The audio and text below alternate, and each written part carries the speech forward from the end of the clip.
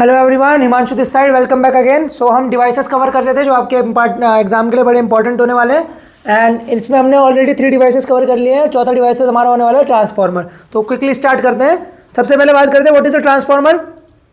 So transformer is a device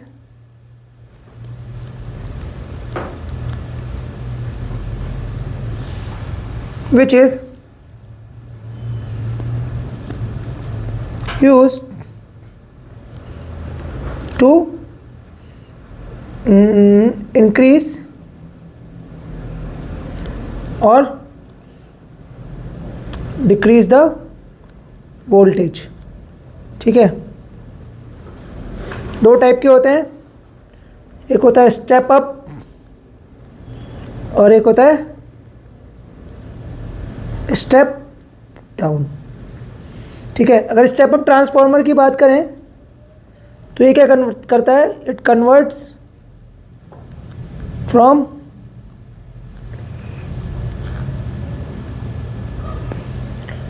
low voltage to high voltage, है ना।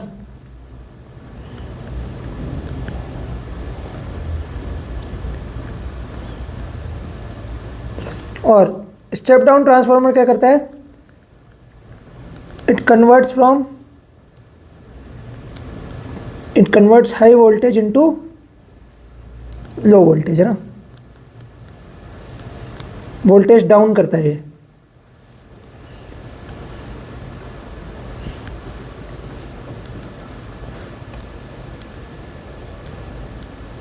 दोनों अलग अलग जगह पर यूज़ होते हैं। अभी हम आगे वीडियो में जानेंगे कहाँ कहाँ पर किस किस का यूज़ होता है। सबसे पहले बात करते हैं why do we need a transformer. ठीक है, तो इलेक्ट्रिसिटी ट्रांसमिशन के लिए ट्रांसफार्मर बड़े इंपॉर्टेंट है। इससे पहले निकोला टेस्ला ने जब एसी करंट ढूंढा, उसके साथ साथ उनकी एक बड़ी इन्वेंशन थी द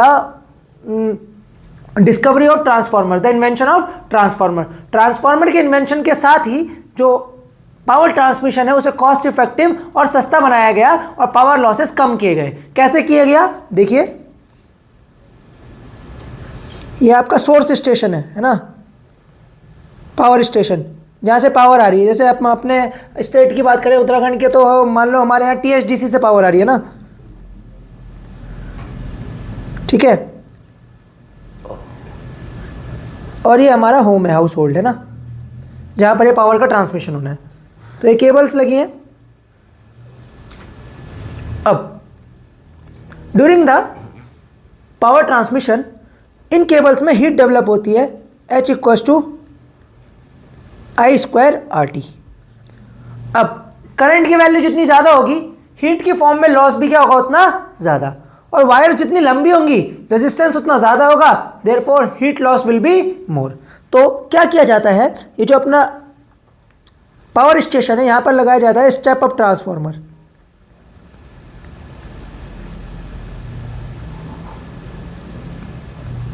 तो स्टेप अप ट्रांसफार्मर क्या करेगा, बिजली को 10,000 वोल्ट्स में कन्वर्ट कर देगा। ठीक है, 10,000 वोल्ट्स में कन्वर्ट करने से ये जो अपना करंट है ये बहुत कम हो जाएगा, क्योंकि we have to keep the power same. For same power transmission as we increases I has to decrease. और आई कम होने से हीट की फॉर्म में लॉस भी क्या होता है, कम होता है। Therefore there is more cost effective power transmission from station to home. और ऐसा नहीं कि एक ही वायर आ रही है, बीच में बहुत सारे क्या है, स्टेशन है जहां पर ये वायर ब्रेक हो रही है, जहां पर ये वायर का कॉन्टैक्ट टूट रहा है। देयरफॉर आर ऑल्सो डिक्रीजेस और हीट की फॉर्म में जो लॉस होता है वो कम होता है और पावर एफिशिएंसी बढ़ जाती है। ठीक है, या कॉस्ट इफेक्टिव हो जाते हैं डिवाइसेस। ठीक है, बात करते हैं principal, on what principle transformer works. So transformer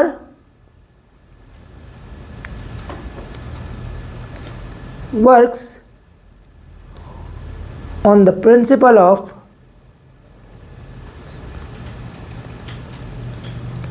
mutual induction। ठीक है, तो ट्रांसफार्मर जिस प्रिंसिपल पे काम करते हैं that is mutual induction. Now mutual induction क्या होता है, एक कॉइल में ईएमएफ चेंज होने की वजह से अगर दूसरी कॉइल में ईएमएफ इंड्यूस हो जाए, या एक कॉइल में करंट चेंज होने की वजह से दूसरी कॉइल में अगर करंट इंड्यूस हो जाए, इस फिनोमेना को क्या कहते हैं, म्यूचुअल इंडक्शन। ठीक है, क्लियर। नाउ कंस्ट्रक्शन, सबसे पहले बेस बनाना है, तो अपने घर के आसपास आप सभी ने ट्रांसफार्मर देखा होगा, ठीक है। पुराने खिलौनों में, टॉयज में भी ट्रांसफार्मर लगता है।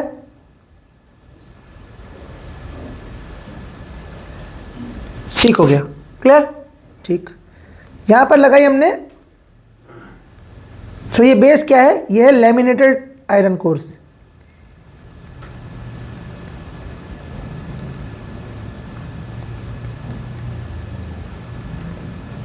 लैमिनेटेड मतलब ये शीट्स ऐसे नहीं है, इनके बीच में क्या गैप है, काट रखी है। क्यों काट रखी है ये आगे हम फर्दर एक्सप्लेन करेंगे, ठीक है। जैसे 3D में नहीं है ये, बीच में क्या रहता है, इनके गैप रहता है, कट रहता है, एयर को पास होने की जगह दी जाती है, ठीक है।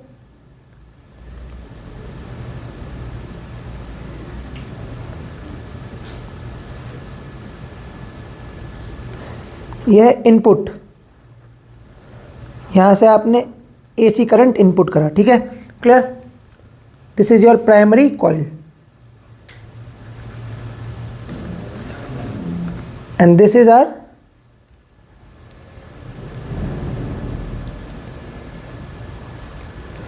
सेकेंडरी कॉइल, और इसके अक्रॉस लोड रेजिस्टेंस लगा है, और यहां पर हम ले रहे हैं आउटपुट।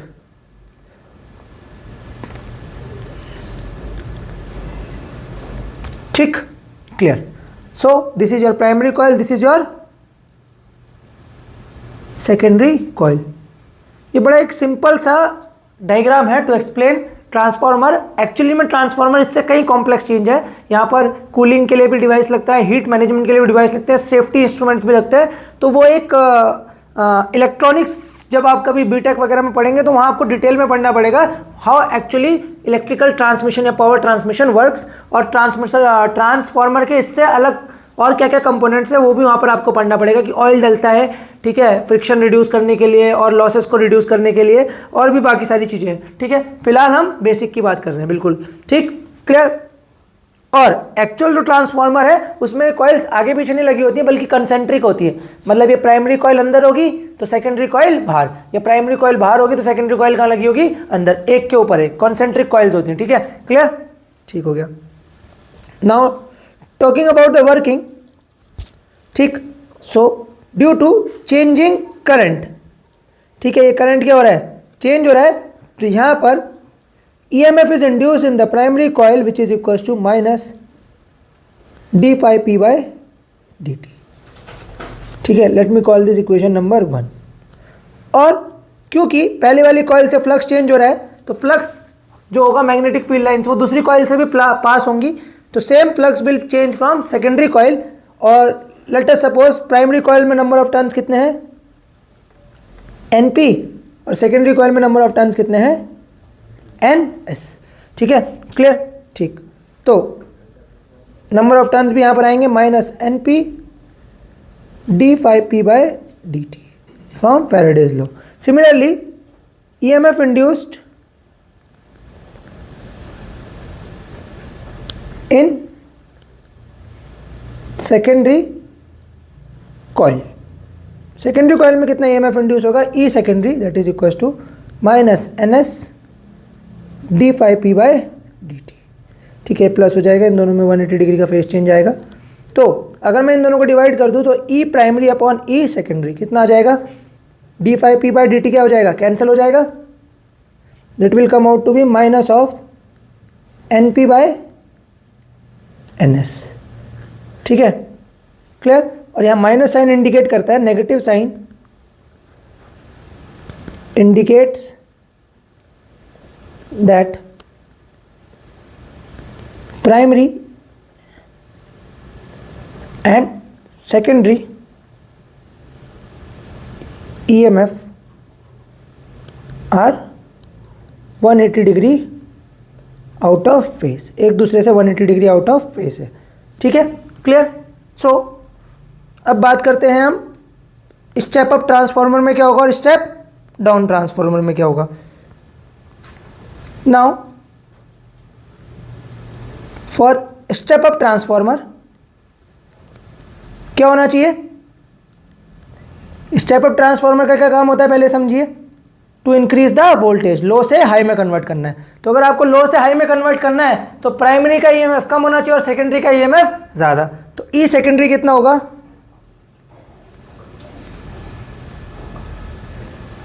वो होगा NS upon NP into E primary.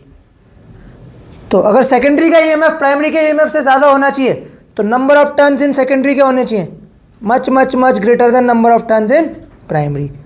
That is how a step up transformer is form. और similarly for step down transformer, step down transformer में क्या होगा,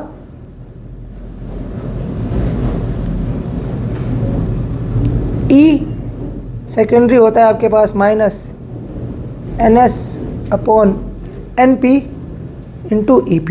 अब स्टेप डाउन ट्रांसफॉर्मर क्या करता है, हाई से लो में कन्वर्ट करता है। तो हाई से लो में कन्वर्ट करता है तो इसीलिए number of turns in primary should be greater than number of turns in secondary, इसीलिए E in secondary will be less than E in primary.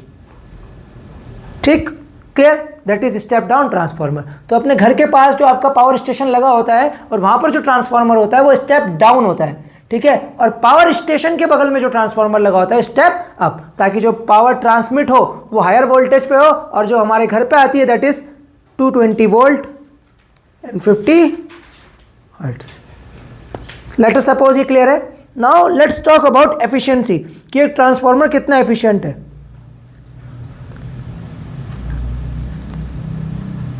ईटा से दिखाते हैं, ठीक है। अब एफिशिएंसी कैसे निकालते हैं, वही एक एग्जांपल कई बार देता हूँ कि 500 रुपये दिए गए आपको शॉपिंग करने के लिए, कहा शॉपिंग करके लाओ मार्केट से, ग्रॉसरी लेके आओ, तो 500 का ही आप सामान ले आए, इट इज़ इम्पॉसिबल। आप क्या करेंगे, उसमें से कुछ खर्चा पानी अपने लिए निकाल लेंगे, कुछ जूस के पैसे अलग हो गए, कुछ तेल के पैसे अलग हो गए, तो 500 में से आप सिर्फ 400 का काम करेंगे, 100 रुपये का क्या कर देंगे, वेस्टेज। That is efficiency. तो एफिशिएंसी कैसे डिफाइंड होती है, पावर आउटपुट, कितना आप आउटपुट दे पाए, ratio divided by power input, कितना आपको दिया गया था, ठीक है, क्लियर। इफ एफिशिएंसी बिकम्स 1, अगर एफिशिएंसी 100% है, इनटू 100 है ना, परसेंटेज में निकालेंगे तो इफ एफिशिएंसी इज 100%, तो क्या हो जाएगा, power output upon power input, मतलब दोनों की वैल्यू क्या होनी चाहिए, same.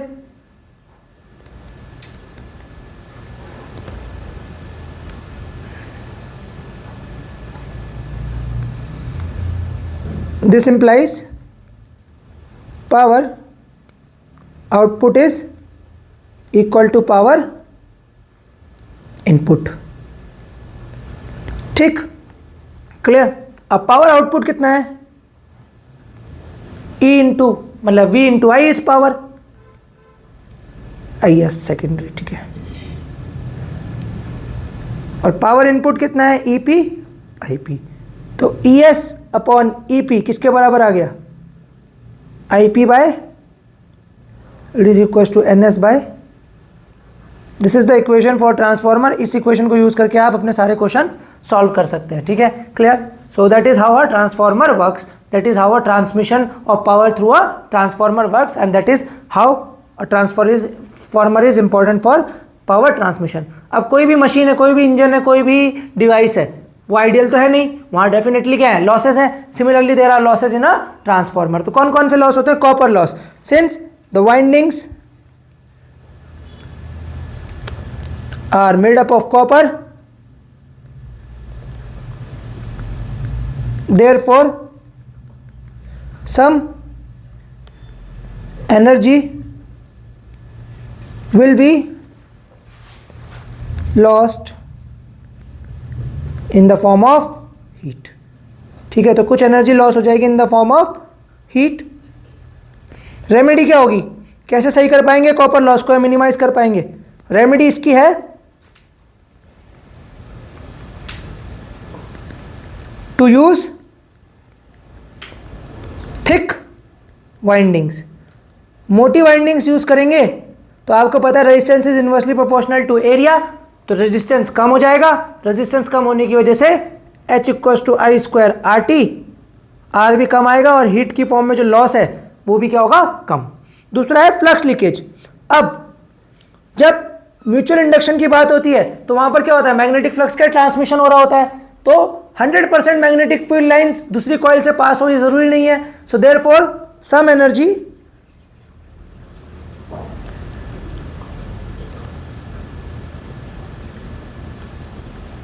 will be lost due to leakage of flux। ठीक है, अब इस फ्लक्स लॉस को अगर हमें डिक्रीज करना है, रेमेडी क्या है इसकी? रेमेडी इसकी यही है कि एक तो हम कॉन्सेंट्रिक यूज करते हैं वाइंडिंग्स को, और दूसरी रेमेडी क्या है, to use soft iron core material which is ferromagnetic in nature. तो ये सारी की सारी फील्ड लाइंस को क्या करेगा, अपने थ्रू पास करवाएगा। Next is losses due to eddy currents. ठीक है, तो एडी करंट्स क्या होते हैं? These are the back currents generated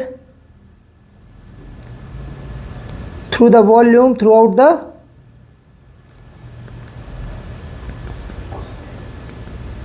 volume of the conductor। ठीक है, अब ये बैक करंट अननेसेसरी करंट है जो अपोजिट डायरेक्शन में फ्लो कर रहे हैं, इसकी वजह से भी क्या होगा, एनर्जी का लॉस। ठीक है, therefore some energy will be lost in the form of eddy currents। अब इनकी रेमेडी क्या है? एडी करंट्स की रेमेडी ये है,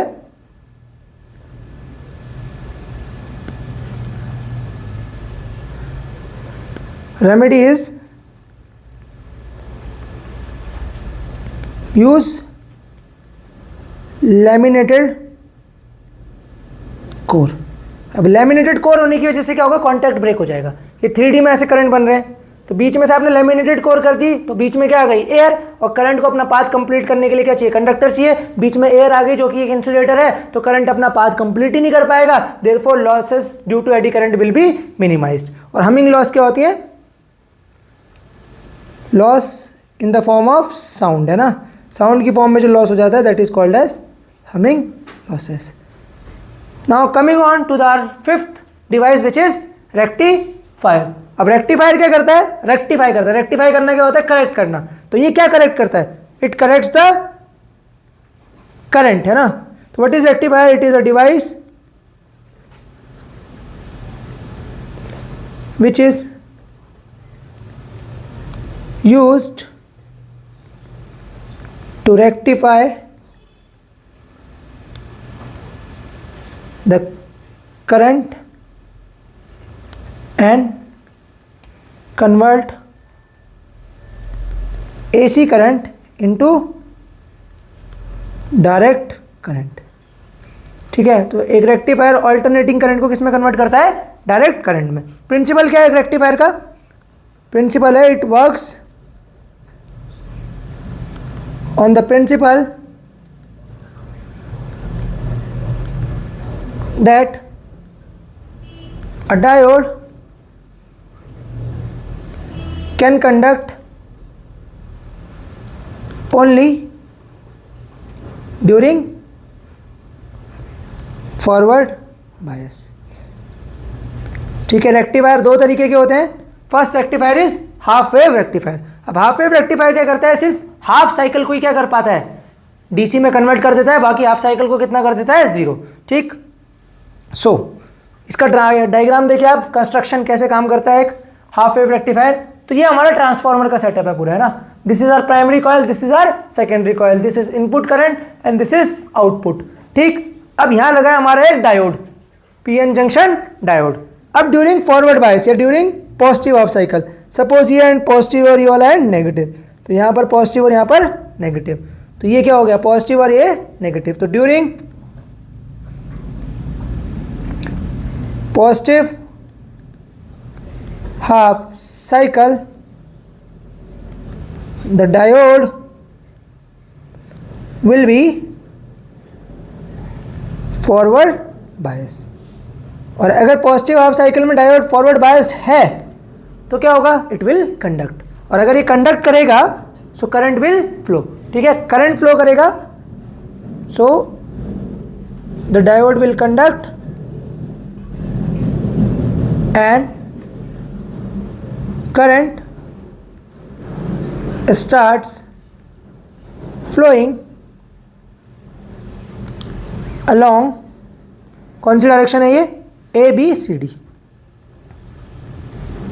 इन the circuit. Now negative half cycle के दौरान क्या होगा, ये वाला है नेगेटिव तो ये भी नेगेटिव, ये positive. So during negative half cycle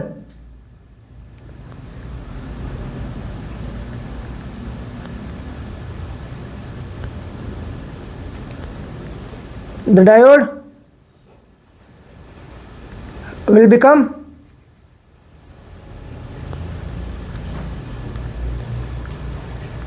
reverse bias and it won't conduct and it will not conduct। ठीक है, तो इनपुट आउटपुट अगर मैं आपको सिग्नल बना के दिखाऊं तो वो कुछ ऐसे बनेगा।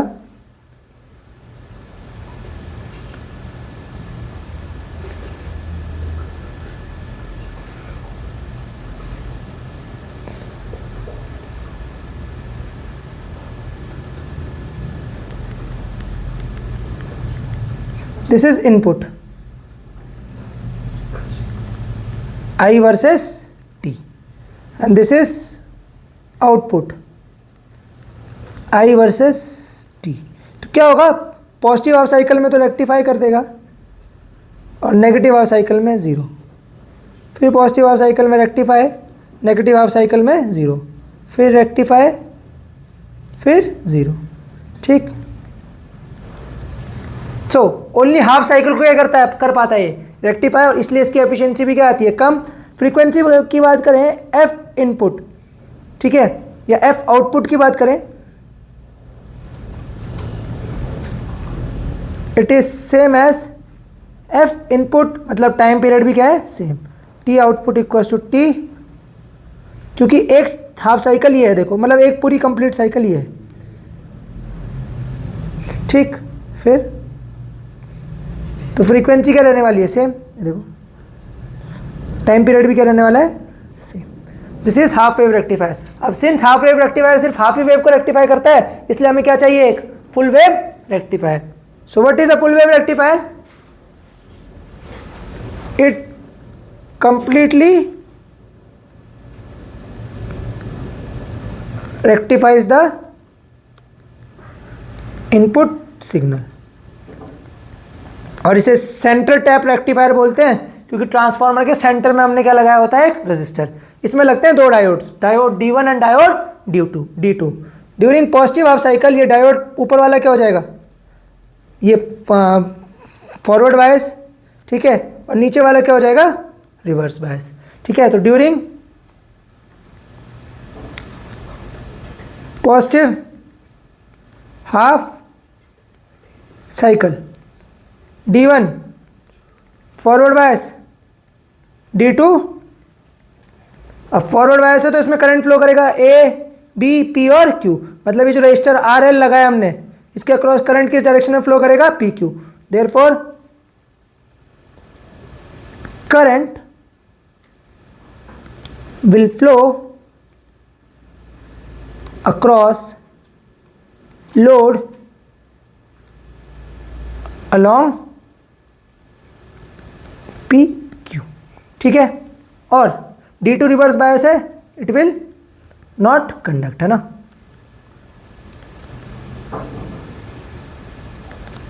अब ड्यूरिंग नेगेटिव हाफ साइकिल क्या होगा?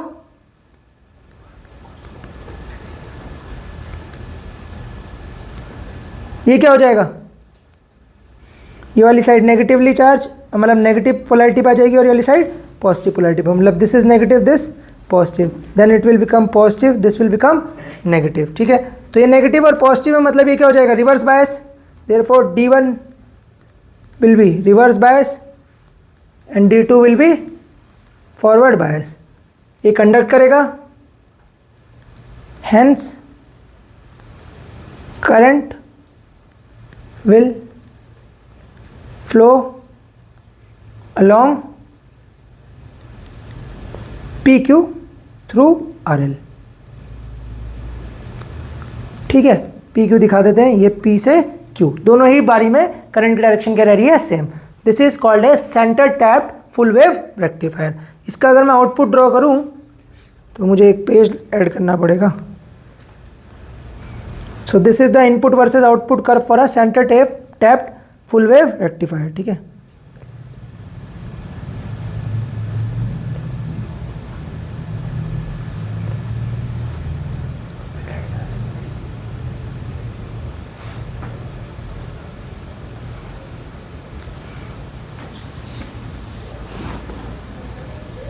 ठीक, क्लियर। तो ये पॉजिटिवली चार्ज, ये नेगेटिवली, ये पॉजिटिवली और ये negatively.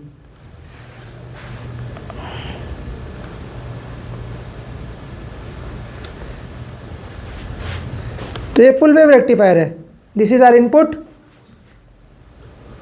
This is output with respect to time.